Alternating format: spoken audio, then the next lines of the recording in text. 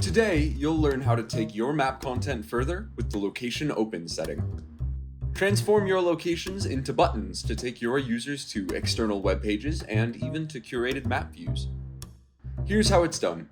Start by creating your location and add some important details: title, marker type and position, and category. Today, we'll put ours into location display links. Scroll down to Location Open, which defaults to Location Display, the standard sidebar or balloon view. Click the drop-down menu and select either External or Share URL. We'll start with External. Note that once we've selected External URL, the modules to add media and description have disappeared. External and Share URLs will override this content. Either type or paste in your URL. For this example, we'll use the Concept 3D help site. Check the target box to ensure that the button will take users to a new window without interrupting their ongoing map view. Save, publish, and voila! Users can now navigate to help articles and other resources directly from the map. The location open setting can also transport users to new views within the map itself.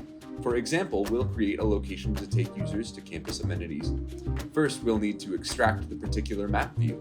In this case, we'll toggle on a few recreation categories and then copy the share URL from the share button at the top right.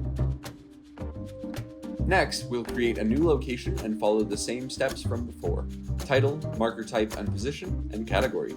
Find Location Open and select Share URL and paste your curated view. Save, publish, and presto! Users can now quickly and easily access new map views generated from prefabricated URLs. I hope you've all learned something new. Thank you so much for watching.